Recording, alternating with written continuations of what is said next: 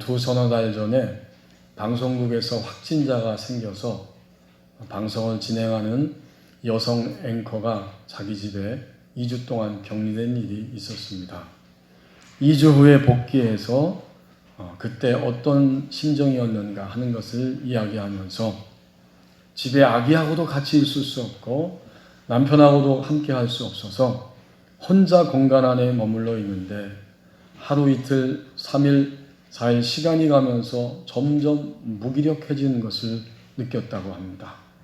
의욕이 떨어지고 몸도 더 힘들어지면서 어떻게 할 것인가 답답하다, 힘이 들다 그러다가 일주일 정도 다 돼갈 때 내가 이러다가는 쓰러지겠구나 완전히 그런 마음이 들어서 한 가지 생각하기를 내가 좀 몸을 움직여 봐야겠다. 음악을 틀어놓고 아무도 없으니까 혼자서 몸을 막 흔들기 시작했답니다.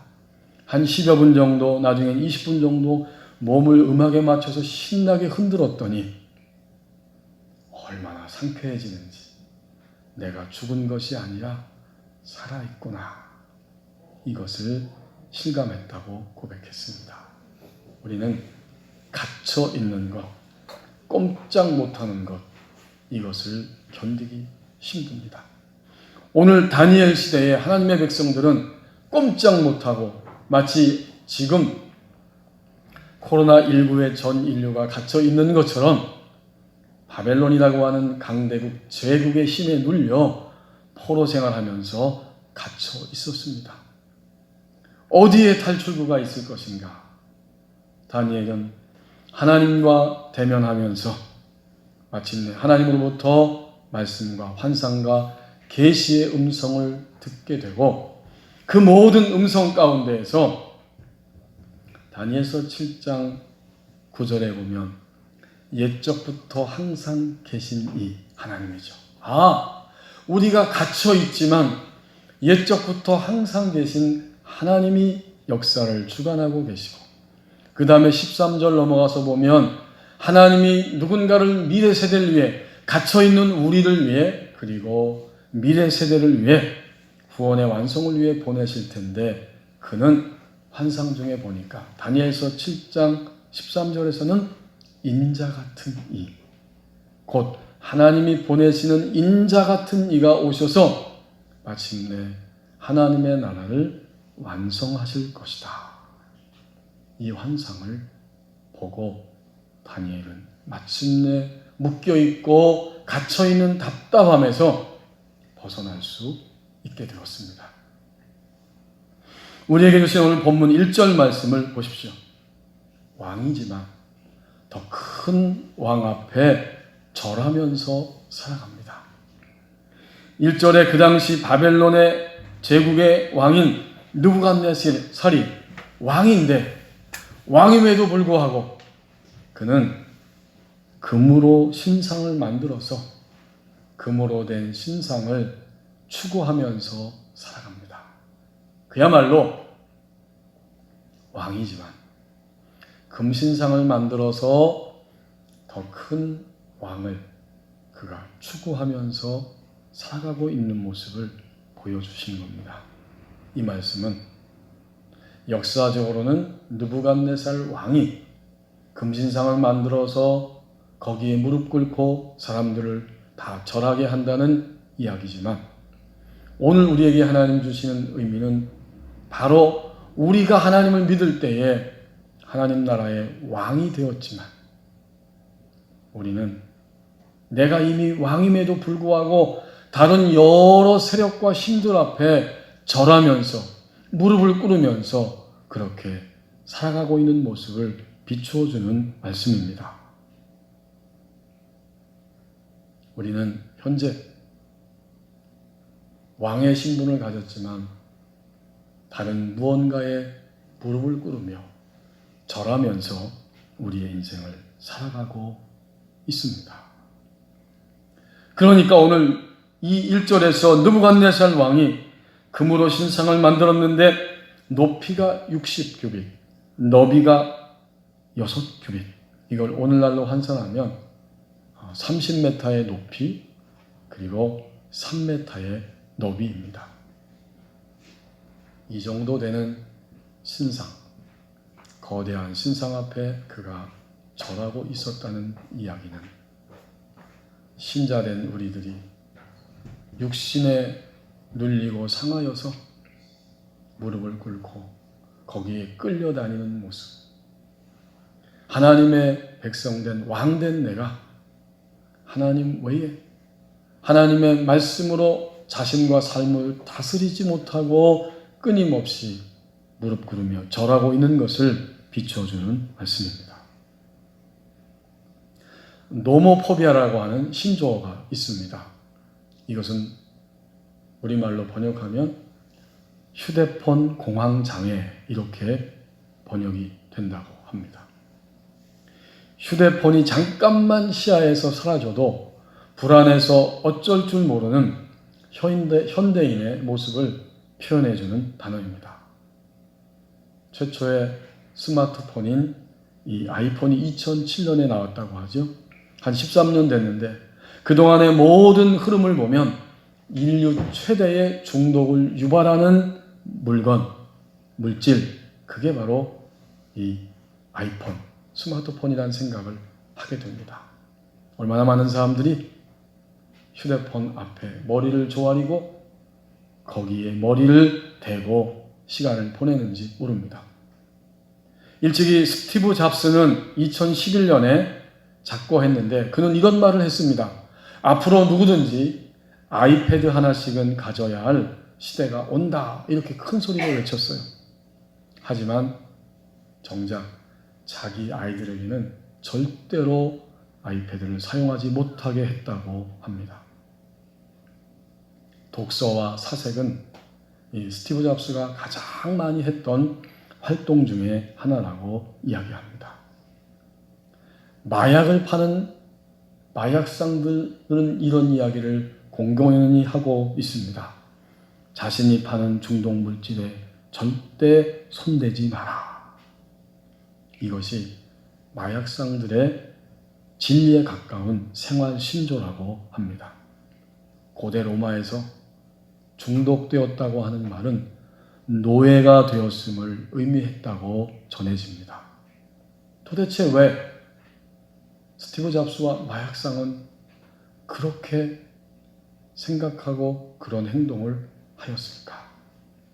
그들은 분명히 앞으로 더 큰 왕이 이 스마트폰이, 더 큰 왕이 이 마약이 될 것을 예상하고 그렇게 될까봐, 그렇게 될 것을 내다보면서 그런 행동을 하게 된 것입니다.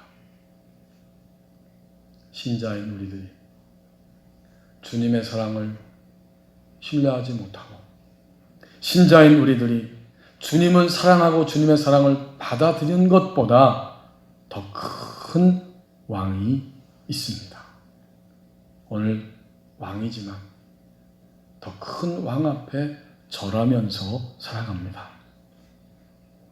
2절 말씀을 보십시오. 주어진 힘으로 사람들의 눈을 가리게 하는 일들이 있다고 말씀합니다.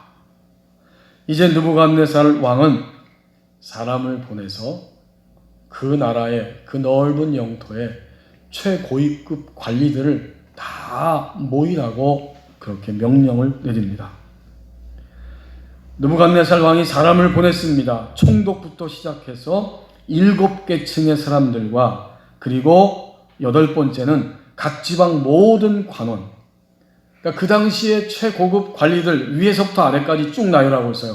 총독, 수령, 행정관, 모사, 재판관, 또 재무관, 법률사, 그 다음에 지방 구석구석의 모든 관리들까지 다 왕이 세운 금신상, 이것을 축하하는 의식, 낙성식에 참석해라. 지금 느부갓네살 왕은 자기가 가지고 있는 힘으로, 지식으로, 자원으로 사람들의 눈을 가리우고 있습니다. 그 모든 사람들이 무지와 어두움과 죽음으로 지금 몰아가고 있는 것이죠. 지난 12개월 둘째 주 오늘 맞이하기까지의 삶은 우리는 영향력을 서로 주고받으면서 살아왔습니다. 긍정적인 영향력을 우리가 주고받았다면 내가 살고 나로 인해서 가까운 사람들이 살아났을 것이고, 부정적인 영향력을 주고받았다면 현재 나도 점점 어두워지고 있고 나로 인해서 사람들도 어두워지고 있음을 우리는 발견하게 됩니다. 하나님이 우리 각자에게 주신 힘들이 있습니다. 그런데 그 힘을 가지고 오늘 느부갓네살의 모습을 통해서 비추어 주는 것처럼 사람들을 하나님을 향해 가도록 그렇게 격려하고 그쪽으로 끌고 가는 것이 아니라 오히려 금신상 앞에 절하게 하면서 하나님을 향해 가지 못하도록 막아버리고 눈을 가리우고 있다는 사실입니다.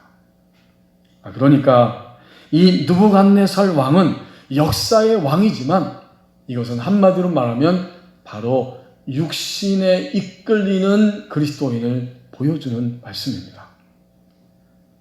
왕인데 육신에 속한 신자는 어떤 일을 하는가 보았더니 자신에게 주신 힘과 지식과 자원을 가지고 사람들에게 부정적인 영향을 끼치면서 그 핵심은 이것입니다.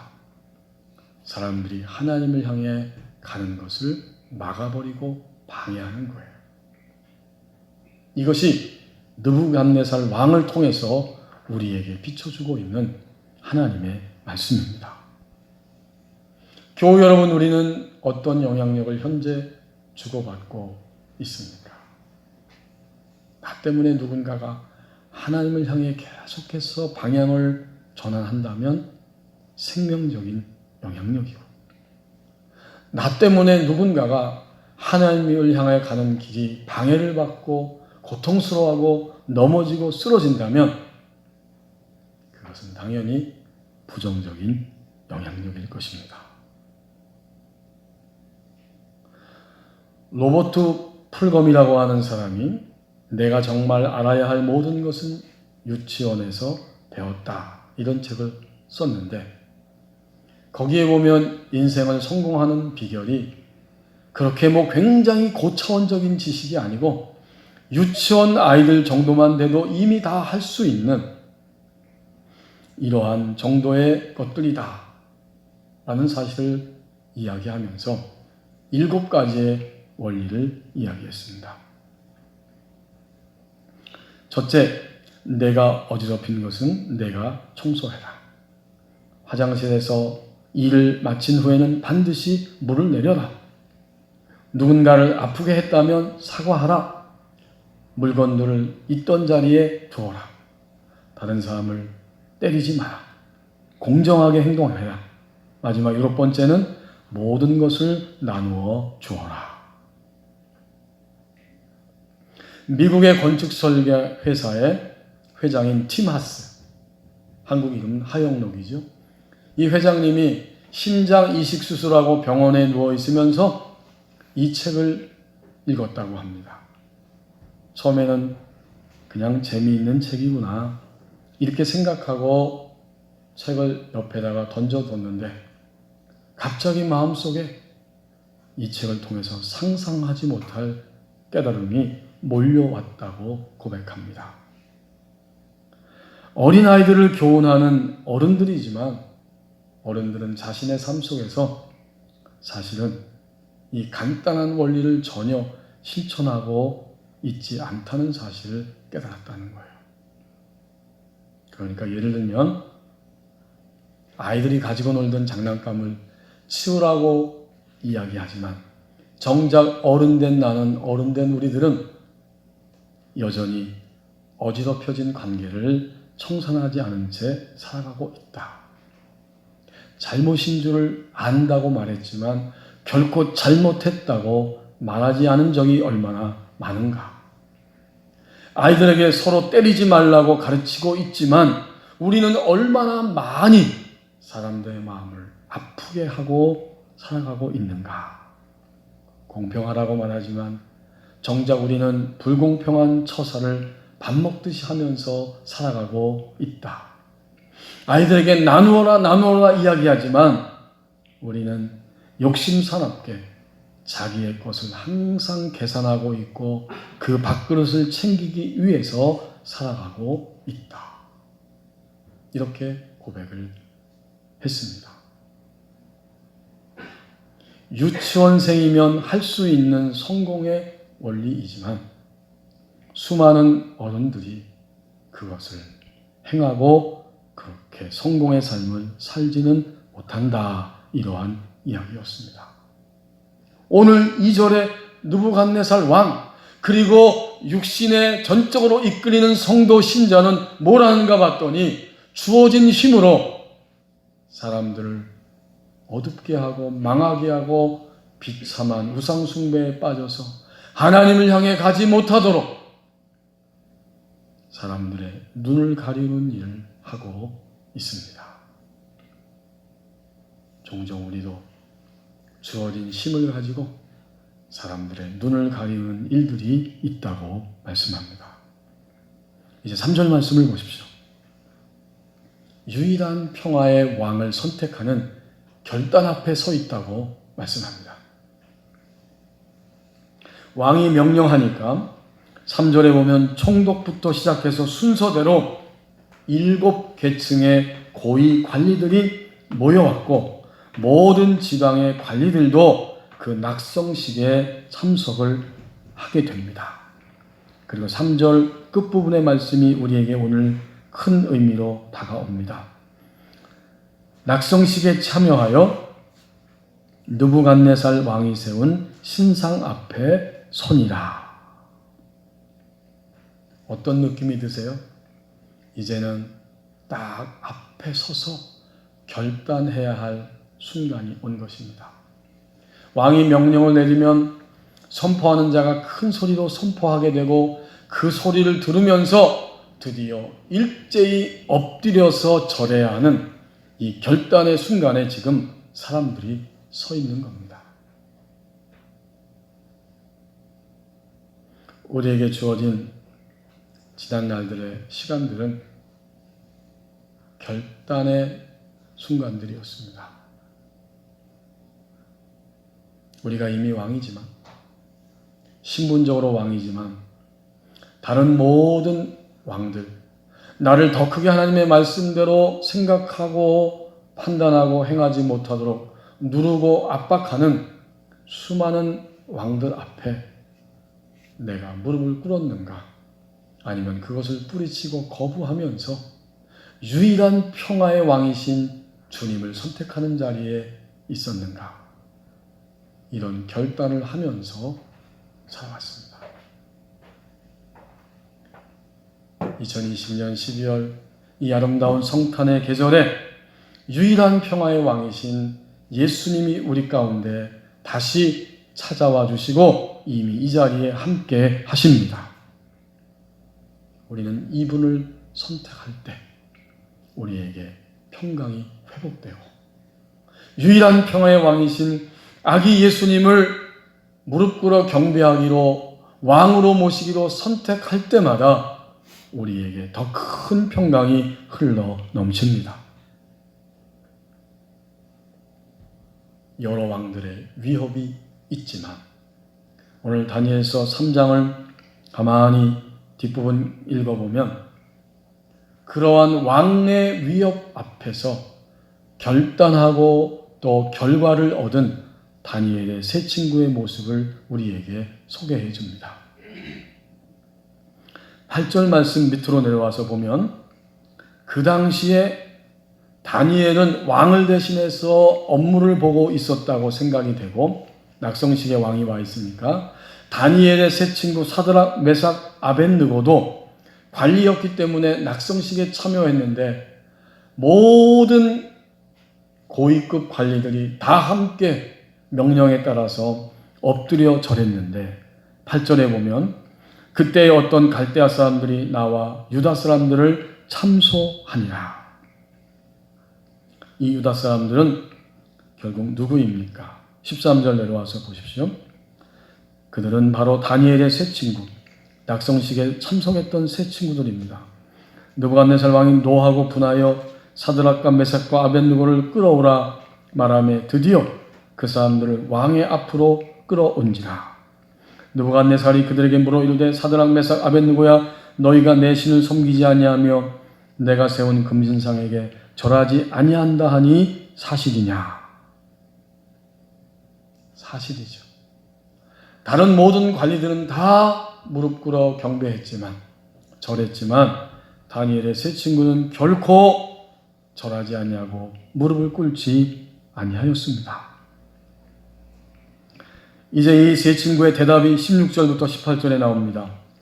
사드락과 메삭과 아벳느고가 왕에게 대답하여 이르되 느부갓네살이여 우리가 이 일에 대하여 왕에게 대답할 필요가 없나이다. 왕이여 우리가 섬기는 하나님이 계시다면 우리를 맹렬히 타는 풀무불 가운데서 능히 건져내시겠고 왕의 손에서도 건져내시리이다. 그렇게 하지 아니하실지라도 왕이여 우리가 왕의 신들을 섬기지도 아니하고 왕이 세우신 금신상에게 절하지도 아니할 줄 아옵소서. 이것이 유일한 평화의 왕을 선택하는 결단을 내리는 다니엘의 세 친구의 모습이었습니다. 느부갓네살은 더 큰 분노 속에서 평소보다 더 7배나 뜨겁게 풀무불을 뜨겁게 하라고 명령하고 그들을 그 불 가운데로 집어 던지게 됩니다.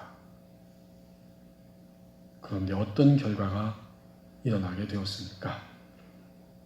24절, 25절 말씀입니다.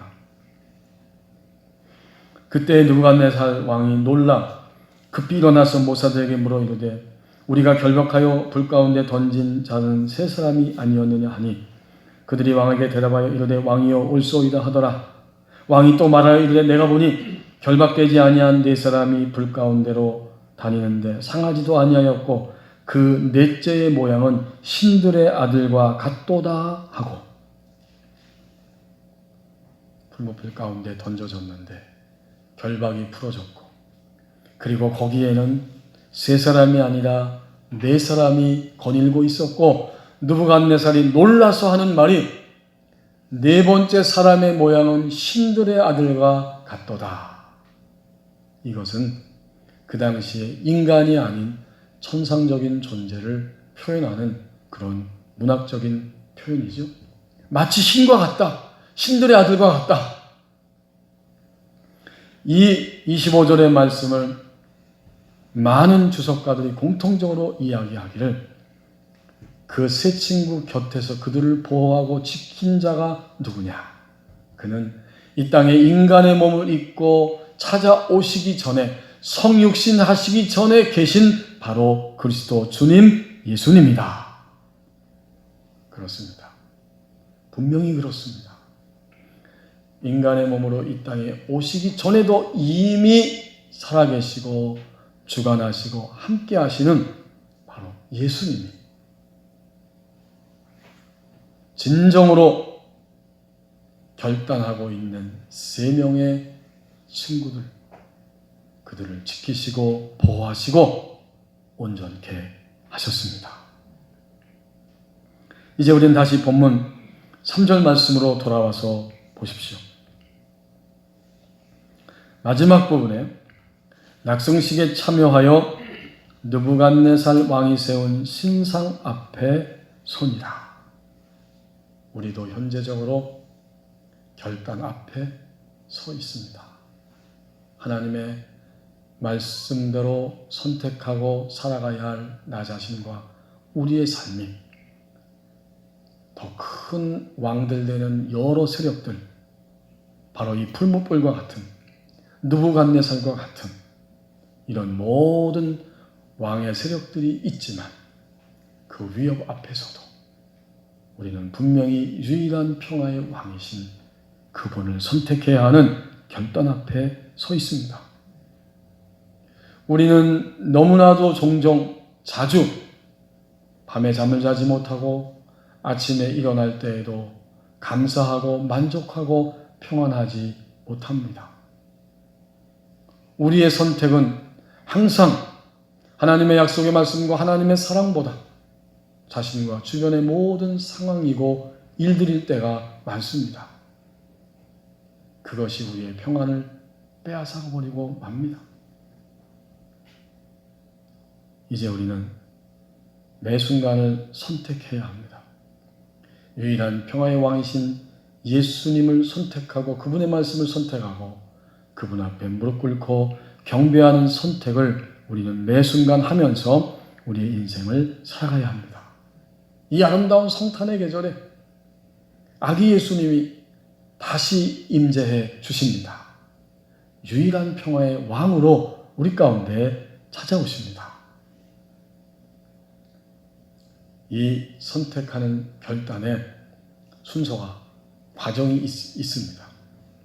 먼저 이제 내가 진정으로 평화의 왕이신 예수님을 선택하겠다고 하는 마음의 결단이 있어야 합니다. 지금 즉시로 우리는 결단을 해야 하죠. 그 다음에는 그 결단을 위하여 무릎 꿇어 기도하는 자리에 있어야 합니다. 세 번째는 결단하는, 선택하는 연습입니다. 우리가 오늘 이 말씀을 듣고 주님께 응답하였다면 이제는 오늘과 내일 매번 우리는 연습하는 거예요. 위협적인 왕들이 내 곁에 크게 다가오고 있지만 우리는 그때 연습하는 거예요. 코로나19라고 하는 이 더 큰 왕이 오늘 인류를, 그리고 특별히 우리가 살고 있는 이 대한민국 땅을 위협하듯이 더 많이 지금 확진자가 드러나고 있습니다. 여기서 우리는 선택하고 선택하는 연습을 하게 됩니다. 그러면 어떻게 될까요?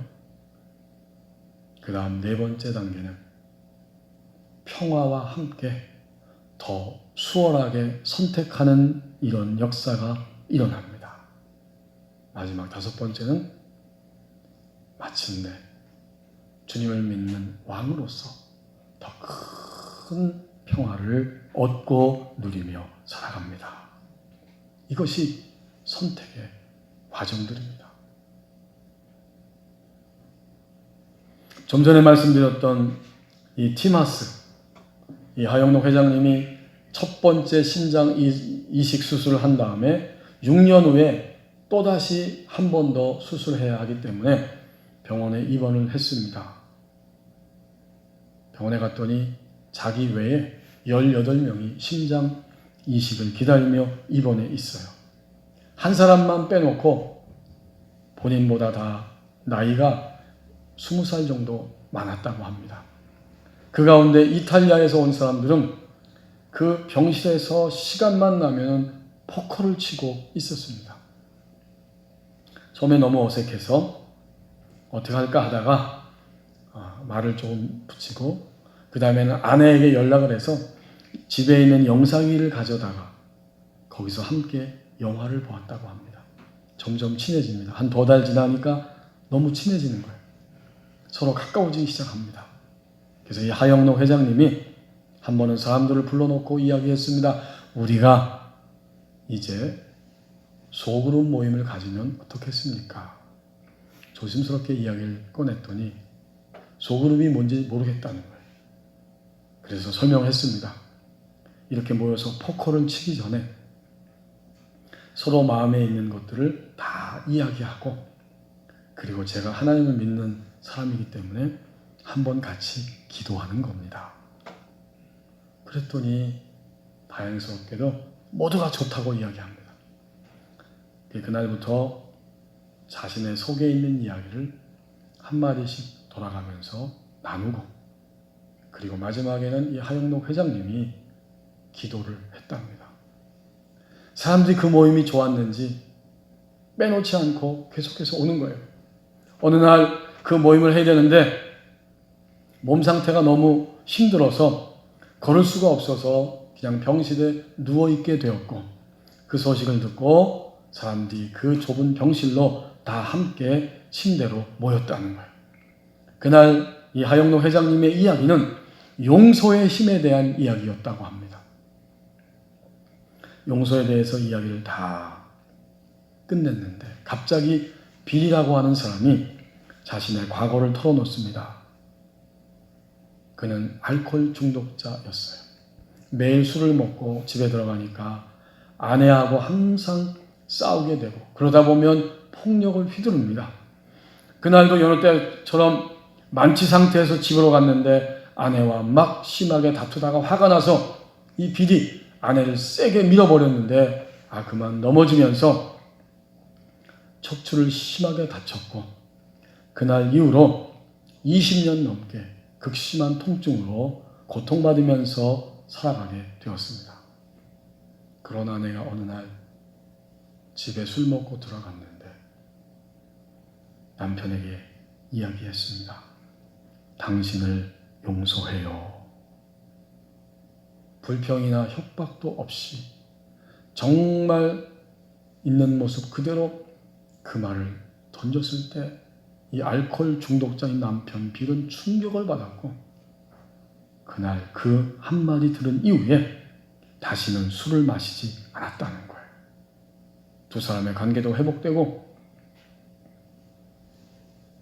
그 부부는 지금 행복하게 살고 있는데 티마스에게 이렇게 부탁을 합니다.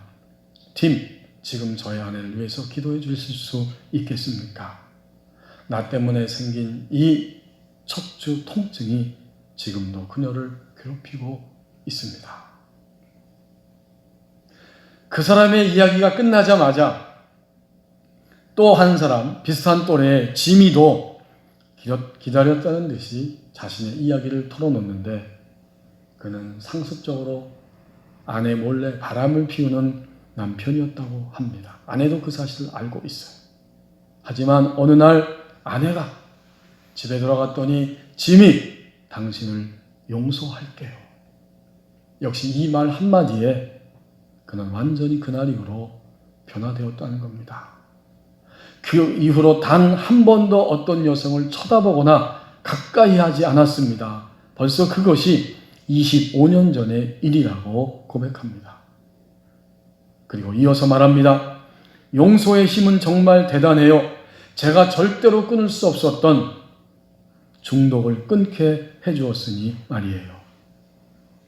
그 이야기를 다 듣고 티마스는 성경 말씀 골로새서 3장 13절 14절을 펴서 함께 읽고 기도를 드렸습니다. 누가 누구에게 불만이 있거든 서로 용납하여 피차 용서하되 주께서 너희를 용서하신 것 같이 너희도 그리하고 이 모든 것 위에 사랑을 더하라. 이는 온전하게 매는 띠니라. 조건 없는 용서가 이렇게 멋있다. 감동의 음악이다. 그 음악은 그날 저녁 함께했던 우리 모두의 마음을 풍성하게 가득 채워주었다. 그리고 티마스는 이렇게 말합니다. 용서하라. 그러면 당신은 최고의 작곡가가 되는 것이다. 잠깐! 그 용서의 대상에는 나 자신도 포함된다는 것을 잊지 마라. 유일한 평화의 왕을 선택해야 하는 결단의 자리에서 그날 그들 모두는 바로 평화의 왕이신 주님, 그 주님의 말씀을 선택했다는 고백이었습니다. 유일한 평화의 왕을 선택하는 결단의 자리에 서 있다고 말씀합니다. 교우 여러분, 2020년 성탄절에도 변함없이 아기 예수님은 영적으로 그리고 실제적으로 우리의 삶 가운데 찾아오십니다. 사람들의 눈을 가리우는 일을 멈추고 이제 우리는 유일한 평화의 왕 그분을 선택하는 그 믿음의 자리로 가라고 말씀해 주십니다. 우리가 사는 날 동안 이 지상생애가 끝나는 날까지 항상 메시아 예수님은 오셔야만 하는 세대입니다. 우리는 그런 세대를 오늘도 살아가고 있습니다. 기도하겠습니다.